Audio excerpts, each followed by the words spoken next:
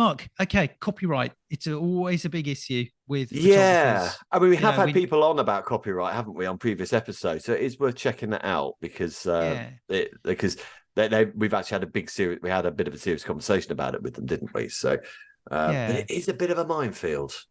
it is. And you know, the thing is I think it becomes, you know, if I was shooting something for somebody, and this is a story that's in the news at the moment. It relates to Guns N' Roses. Okay, But good before I man. sort of go into the story, let's just say that I went out to shoot Guns N' Roses before they became famous. I take some great pictures. They use them for marketing, whatever, and I got paid. I don't know. Let's say I didn't get paid anything for them. I Yeah, said, you know what? It'd be great for your portfolio. We're a yeah. band. You know, we'll buy you a couple of beers and that type of We'll thing. give you a Anyway, free ticket to go and yeah, see that's us right. or Yeah. something. Okay. Yeah, So the band becomes huge.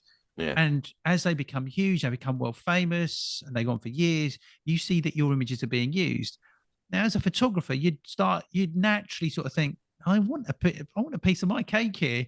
Wouldn't you? You'd think, I know I took these pictures, but they should now pay me something for them. I don't know Would you about not that. think that? Would you not think that though? Would you not feel like that? Thinking, I took those I pictures. would Yeah. think that. I would think that, but I probably think, yeah, but it's on me more than on them But what because if they were I, multimillionaires? yeah, but if I agreed to do this shoot at what I agreed to, they weren't millionaires when he did the shoot, No, you of know? course. I mean, it comes to that Nirvana album cover, doesn't it? Never mind. You know, the Yeah, baby in the water.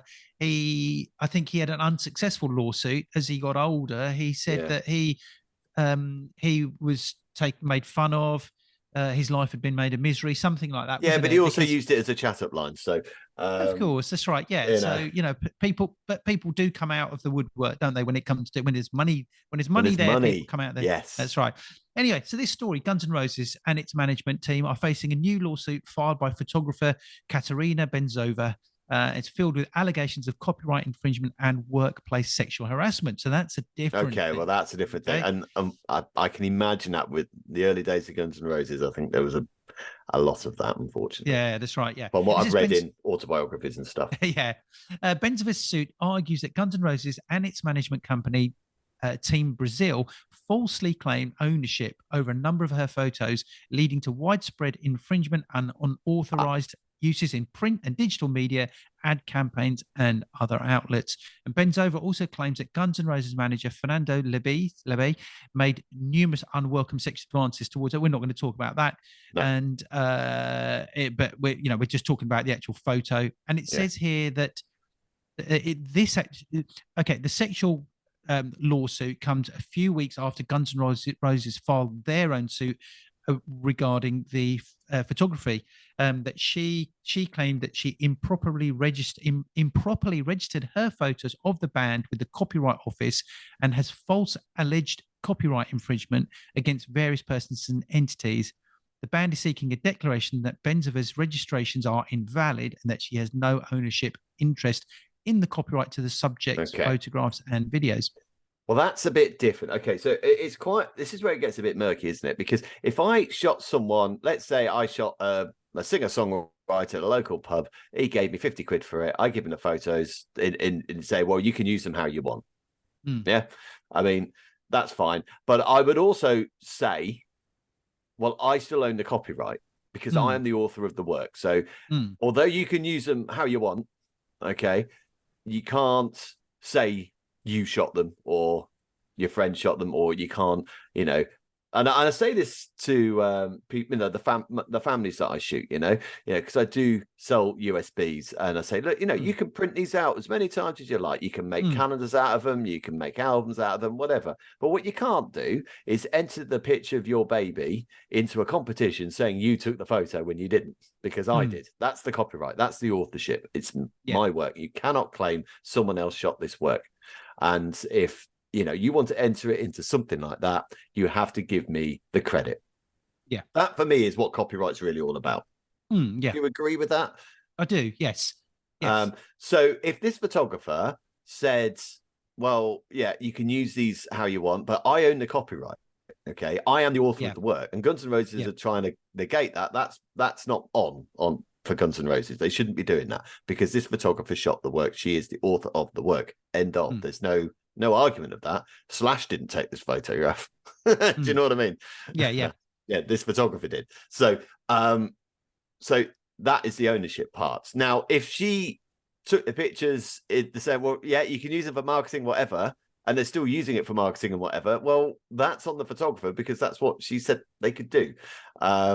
So, but then she claimed authorship. Well, she has the authorship that she, you know, Guns N' Roses don't own the work. They just have the rights to use it. That's right. Yeah. Well, it says, it goes on to say that she was initially contracted to provide the tour photography service for Guns N' Roses. This was in 2010, and she'd worked with them for 12 years. She was paid and treated extraordinarily well. I mean, she must have had the time of her life. Yeah. Right? You know, you can imagine, you know, being backstage, getting on stage, getting all those shots, and living that life. It was just for that alone. I mean, she was in a privileged position, really. And it was only after her services were discontinued in 2022 that she attempted to claim ownership in photos, which her contract clearly states are owned by the band. Right. And well, if that was negotiated in the contracts, then again, that's on her. That is on her. It says that is on her, because if she's negotiated that contract saying, okay, I'm giving up the authorship, which you can do as a photographer.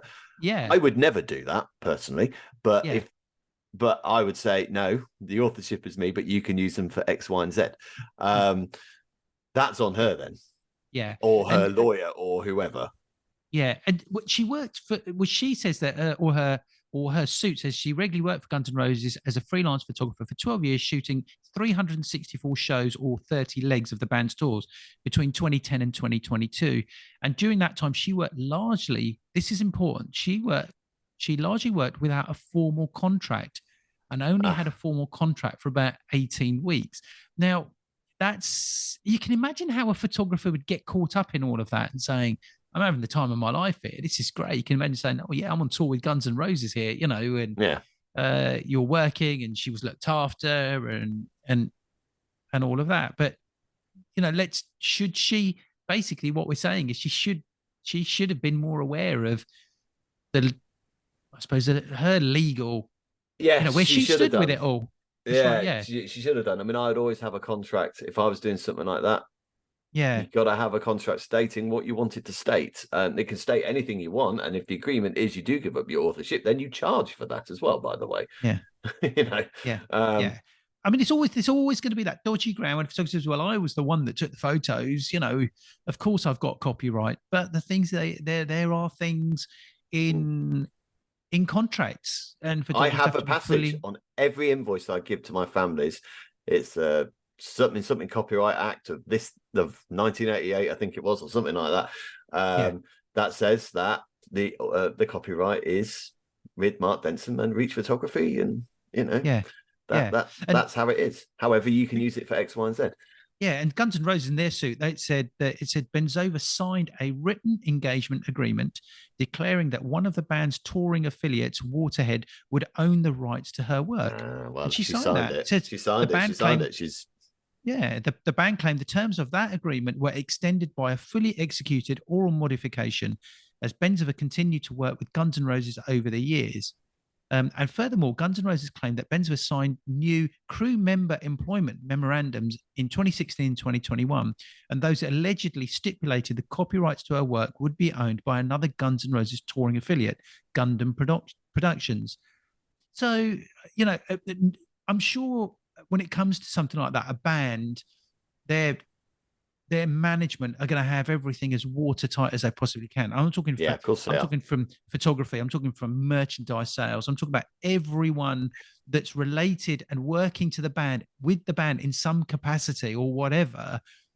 They've got to make sure that they've got to have everything watertight, because they're going to have hundreds of people that are going to say, well, I did this for Guns N' Roses, and you know, I want my, you know, I want compensating for that now. May I ask, how old is this photographer?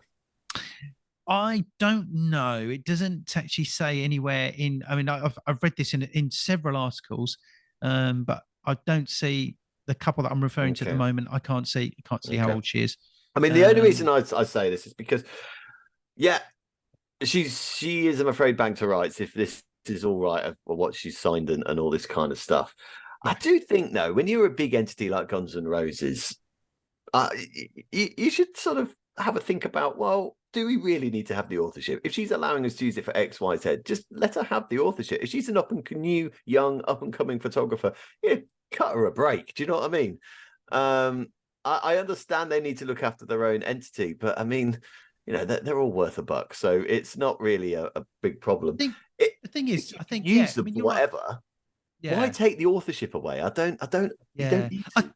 I think it's that, and I think why not sort of say, well, look, if the band gets to a certain point, you know, a band or an artist hits a certain point in their career, then you know, not compensation is the wrong word, but you know that should be acknowledged. That band success should be acknowledged. You know, but then that can open up a whole can of worms. But the only other thing I'd say though, because you said this was working between what 2010 and 2022, is that right? Yeah. Well, they were in the money by then anyway, so this isn't they weren't broke in 2010. Well, I mean, they may have been, but they already had their big albums. But when we first started talking about this, I thought she was taking pictures of them in 1986 before their first album came out. No, they really did have nothing. They were huge in 2010. Their big albums were done by then, weren't they? Yeah, I mean, it was more. It was before the reunion, so it would have been the Axl Rose show at that point. So the other members of Guns N' Roses weren't there in 2010. That started in about 2017, I think it was, when the big reunion show came. So she'd have been primarily working for Axl Rose, which, you know, I've heard a lot of stories about working for him. Is not easy. The thing has been I'm sure, well documented, I think. But look, I think you need to be, if you're a photographer and you're entering into this, you need to know exactly what it is you're entering in for. And if you do sign away your authorship, then there's no getting it back. There isn't. Because, and it's Paul McCartney, if you think about, it's not just photography. You know, Paul McCartney tried to buy his rights, didn't he, for the Beatles songs, and Michael Jackson bought them. You know, it happens everywhere. It does. You know, if I think some of the clients that we do work for, say some of the product stuff that we do, those companies are worth millions, and the photography that we've shot helps them sell a hell of a lot more products. I don't go back and say, oh, by the way, you now owe me X amount because you've sold X amount of this product. It's the same thing. So it says here, and this is where these things come out, because in Guns N' Roses lawsuit, they say that the band highlights Ben Zivert signed agreements on multiple tours, declaring all photos taken were work for hire and fully owned by Guns N' Roses. You know, and that their legal team argues Ben Zivert has no ownership rights based on her signed contracts. But here's the other thing: you say, okay, it says that this was multiple tours. This wasn't a one-off tour that she did it, and it was one-off, and she didn't realize what she was getting into. This was multiple times. So at some point along the line, surely she may have thought, well, actually, look, guys, if you really want me and you want me to continue, then I have to, you know, I've taken legal advice, and this is where I need to, you know, I need to be charging this much for it. At the end of the day, she was a photographer hired to shoot some images, and they paid for her, and they paid for the images.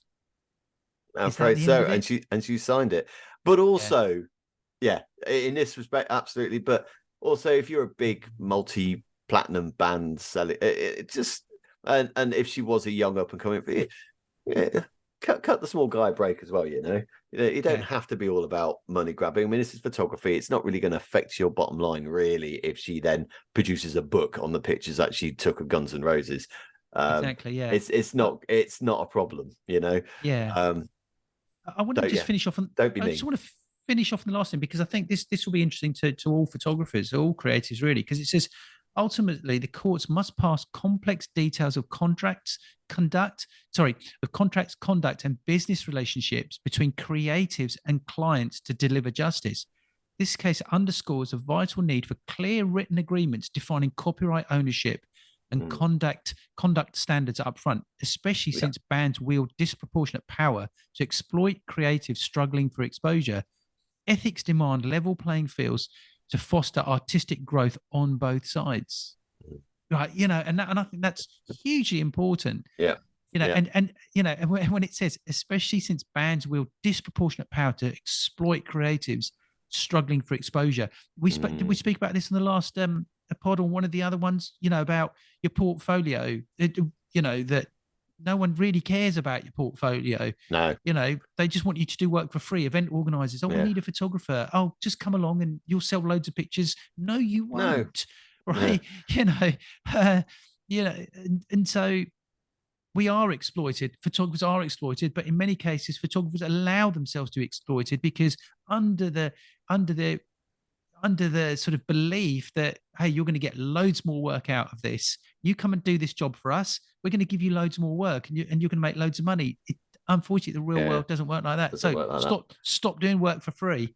Yeah. Don't do it. Don't do work for free because someone says, oh, it'll be great for your portfolio. As soon as they say that, alarm bells ringing that they are not prepared to pay you anything. Ethics demand level playing fields to foster artistic growth on both sides.